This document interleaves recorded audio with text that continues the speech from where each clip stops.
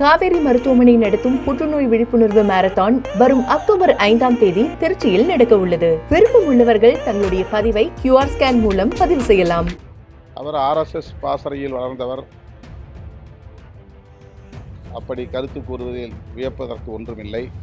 எம்ஜிஆர், ஜெயலலிதா போன்ற தலைவர்கள் RSS, BJP போன்ற சக்திகள் இங்கே வளர்வதற்கு இடம் தரவில்லை என்கிற கருத்து வலுவாக இங்கே உண்டு. ஆனால் அவர்களை பின்பற்றக்கூடிய இன்றைய தலைவர் எடப்பாடி பழனிசாமி போன்றவர்கள் RSS உள்ளிட்ட சங் பரிவார் அமைப்புகளுக்கு ரத்தின கம்பளம் விரித்து வரவேற்பு கொடுப்பது அதிர்ச்சி அளிக்கிறது. அதிமுகவை RSS வழிநடத்தினால் என்ன தவறு என்று கேள்வி எழுப்பக்கூடிய நிலையும் உருவாகியிருக்கிறது. இது அதிமுகவின் நிலை எவ்வளவு பரிதாபகரமாக இருக்கிறது என்பதை உணர்த்தக்கூடியதாக இருக்கிறது. விஜய் அவர்களுக்கும் அதே போல வேண்டுகோளை விடுத்திருக்கிறார்கள் என்றால், விஜய் அவர்களின் பேச்சிலும் செயலிலும் அந்த சாயல் இருப்பதாக அவர்கள் நம்புகின்றனர் என்றுதான் இதிலே உணர வேண்டிய உண்மையாக இருக்கிறது. அவர் எச்சரிக்கையாக இருப்பார் என்று நான் நம்புகிறேன். RSS இங்கே வளருவதற்கு அதிமுகவோ அல்லது இதர கட்சிகளோ வாய்ப்பளிக்குமேயானால் அது தமிழ்நாட்டு மக்களுக்கு செய்கிற மிகப்பெரிய துரோகமாக அமைந்துவிடும். அவர் RSS பாசறையில் வளர்ந்தவர். அப்படி கருத்து கூறுவதில் வியப்பதற்கு ஒன்றுமில்லை. அதிமுக பெரியார் பாசறையில் வளர்ந்த ஒரு அரசியல் இயக்கம். எம்ஜிஆர், ஜெயலலிதா போன்ற தலைவர்கள் RSS, BJP போன்ற சக்திகள் இங்கே வளர்வதற்கு இடம் தரவில்லை என்கிற கருத்து வலுவாக இங்கே உண்டு. ஆனால் அவர்களை பின்பற்றக்கூடிய இன்றைய தலைவர் எடப்பாடி பழனிசாமி போன்றவர்கள் RSS உள்ளிட்ட சங் பரிவார் அமைப்புகளுக்கு ரத்தின கம்பளம் விரித்து வரவேற்பு கொடுப்பது அதிர்ச்சி அளிக்கிறது. அந்த துணிச்சலில்தான் அதிமுகவை RSS வழிநடத்தினால் என்ன தவறு என்று கேள்வி எழுப்பக்கூடிய நிலையும் உருவாகியிருக்கிறது. இது அதிமுகவின் நிலை எவ்வளவு பரிதாபகரமாக இருக்கிறது என்பதை உணர்த்தக்கூடியதாக இருக்கிறது. விஜய் அவர்களுக்கும் அதே போல வேண்டுகோளை விடுத்திருக்கிறார்கள் என்றால், விஜய் அவர்களின் பேச்சிலும் செயலிலும் அந்த சாயல் இருப்பதாக அவர்கள் நம்புகின்றனர் என்றுதான் இதிலே உணர வேண்டிய உண்மையாக இருக்கிறது. அவர் எச்சரிக்கையாக இருப்பார் என்று நான் நம்புகிறேன். RSS இங்கே வளருவதற்கு அதிமுகவோ அல்லது இதர கட்சிகளோ வாய்ப்பளிக்குமேயானால் அது தமிழ்நாட்டு மக்களுக்கு செய்கிற மிகப்பெரிய துரோகமாக அமைந்துவிடும் என்பதையும் ஜனநாயகத்தின் மீது நம்பிக்கை உள்ளவர்கள் என்கிற முறையிலே விடுதலை சிறுத்தைகள் கட்சியின் சார்பில் சுட்டிக்காட்ட விரும்புகிறோம். சாதிவாரி கணக்கெடுப்பு நடத்த வேண்டும் சொல்லி தொடர்ச்சியாக கோரிக்கை இருக்கு. ஆனா இப்போ பீகார்ல அதை அமல்படுத்தி இருக்காங்க.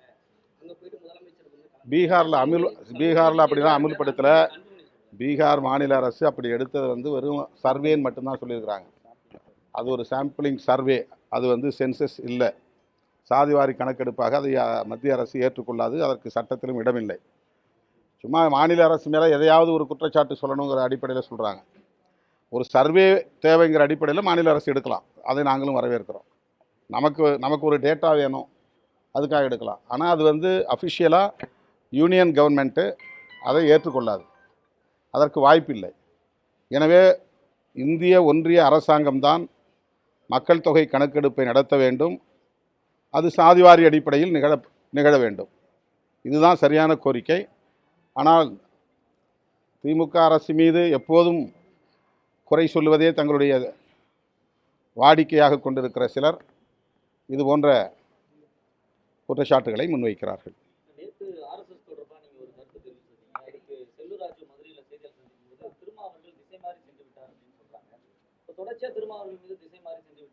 RSS பற்றி என்ன கருத்து சொன்ன?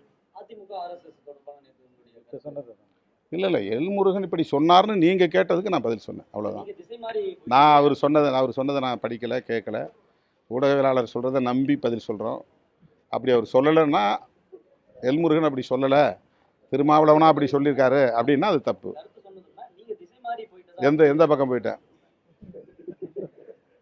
சமூக நீதி பக்கம் போயிட்டேனா? எங்களுக்கு அதிமுக மேலே ஒரு மரியாதை உண்டு.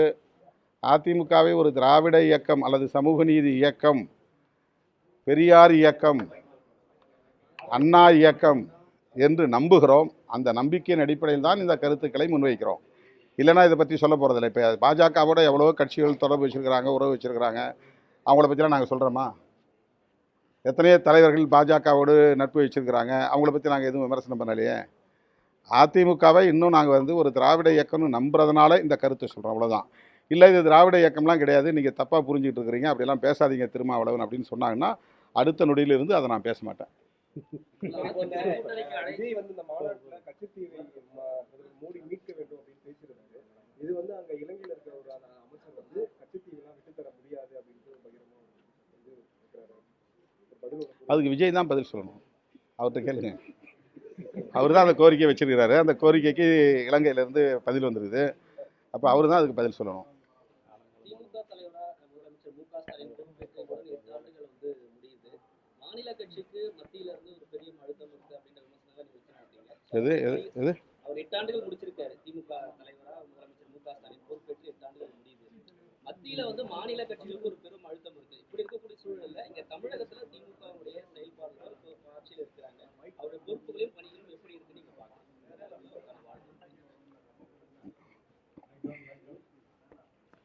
அரசியலில் 100 விழுக்காடு எல்லோரும் உடன்பட்டு இயங்க முடியாது. எங்களுடைய பார்வை, எங்களுடைய நிலைப்பாடுகள் அப்படியே திமுகவினுடைய பார்வையோடு பொருந்த வேண்டும், நிலைப்பாடுகளோடு உடன்பட வேண்டும் என்று எதிர்பார்க்க முடியாது. அந்த வகையிலே எங்களுக்கு ஆட்சியின் மீதும் சரி, கட்சியின் மீதும் சரி சில விமர்சனங்கள் உண்டு. அதை தோழமையோடு நாங்கள் அவ்வப்போது சுட்டி காட்டி வருகிறோம்.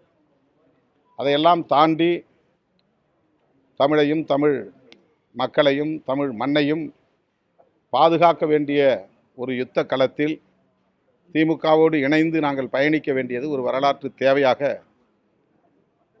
நாங்கள் உணர்கிறோம். அதற்கான சக்தி திமுகவுக்கும், திமுகவோடு இருக்கிற மதசார்பற்ற முற்போக்கு கூட்டணி கட்சிகளுக்கும் உள்ளது. அந்த நம்பிக்கை விடுதலை சிறுத்தைகளுக்கு உண்டு. அந்த அடிப்படையில் தான் திராவிட முன்னேற்றக் கழகத்தையும் நாங்கள் பார்க்கிறோம், மதிப்பீடு செய்கிறோம். தோழமை கட்சிகளையும் அப்படித்தான் நாங்கள் அணுகுகிறோம். எனவே திமுகவின் பங்களிப்பும் சரி, திமுக அரசின் பங்களிப்பும் சரி, விடுதலை சிறுத்தைகள் கட்சியின் நிலைப்பாடுகளுக்கு ஒத்துப்போவதாக, இயைந்து போவதாக உள்ளது. குறிப்பாக சாதிய பெருமிதம் பேசக்கூடியவர்கள், மத வெறுப்பு அரசியலை விதைக்கக்கூடியவர்கள் இந்த மண்ணிலே காலூன்றி விடாமல் தடுப்பதற்கு